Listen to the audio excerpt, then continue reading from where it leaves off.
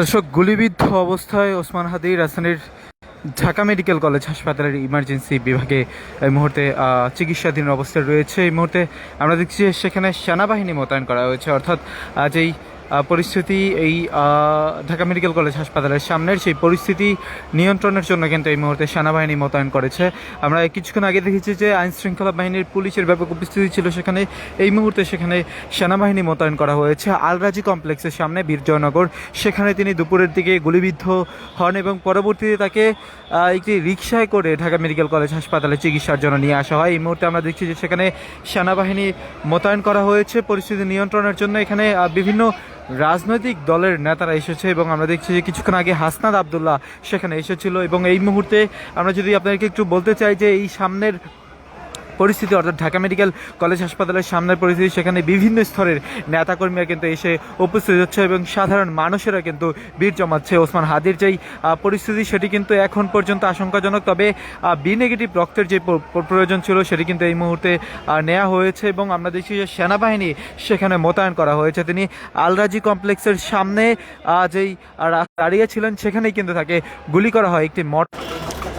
একটি মোটর সাইকেলে দুইজন এসে তাকে গুলি করে, এমনটি কিন্তু বলছিলেন প্রত্যক্ষদর্শী যিনি তাকে নিয়ে এসেছে। এই মুহূর্তে আমরা আপনাকে যেমনটি দেখানোর চেষ্টা করছি যে সেখানে এই মুহূর্তে সেনাবাহিনী মোতায়েন করা হয়েছে এবং সেনাবাহিনীর বেশ কয়েকটি গাড়ি কিন্তু সেখানে এসেছে এবং যে সামনের পরিস্থিতি সেখানে নেতাকর্মীরা কিছুক্ষণ পরপরই ভিড় জমাচ্ছে সেখানে, সেই পরিস্থিতি নিয়ন্ত্রণেই কিন্তু এই মুহূর্তে সেনাবাহিনী মোতায়েন করা হয়েছে ঢাকা মেডিকেল কলেজ হাসপাতালে। কিছুক্ষণ আগে আলরাজি কমপ্লেক্সের সামনে ওসমান হাদি দাঁড়িয়েছিল, সেখানে তাকে গুলি করা হয়। গুলির এক পর্যায়ে তাকে সেখান থেকে তাকে নিয়ে আসা হয়। এই মুহূর্তে আমরা দেখেছি তাকে একটি রিকশায় করে কিন্তু তাকে নিয়ে আসা হয়। এই মুহূর্তে সেখানে অর্থাৎ যেই হাসপাতাল রয়েছে হাসপাতালের সামনে এই মুহূর্তে সেনাবাহিনী মোতায়েন করা হয়েছে।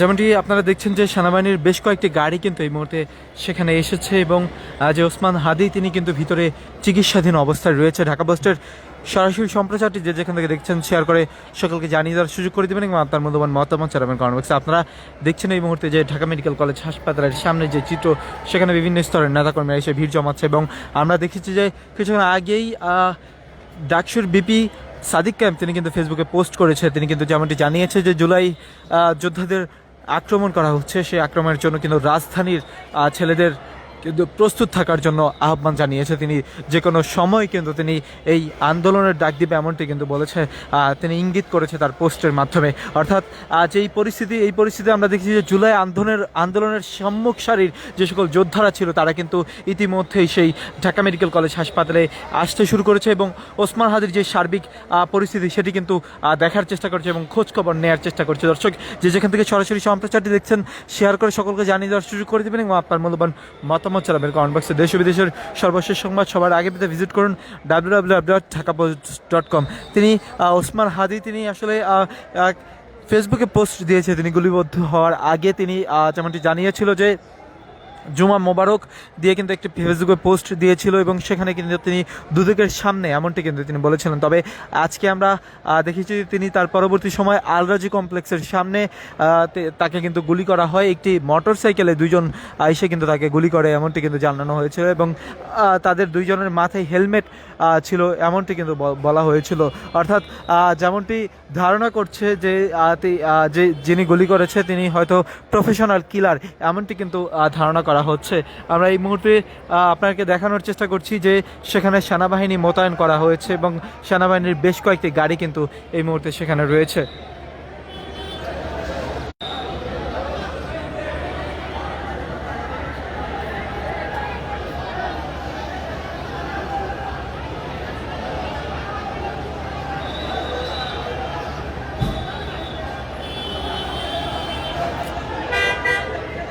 বিভিন্ন স্লোগান দিচ্ছে নেতাকর্মীরা, অর্থাৎ বেশ কিছুক্ষণ ধরেই তারা এখানে অবস্থান নিয়েছিল এবং এখন কিন্তু তারা বিভিন্ন স্লোগান দেওয়ার চেষ্টা করছে।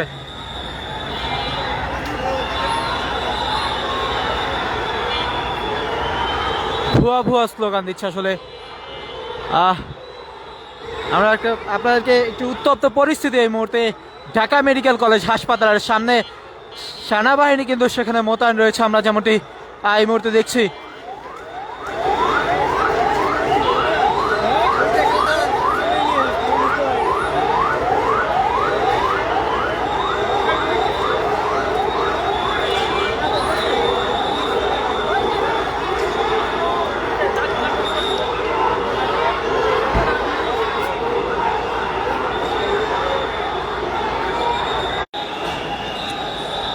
যেমনটি আপনারা দেখছেন যে সেনাবাহিনী সেখানে মোতায়েন রয়েছে এবং একটি উত্তপ্ত পরিস্থিতি সেখানে বিরাজমান হয়েছে।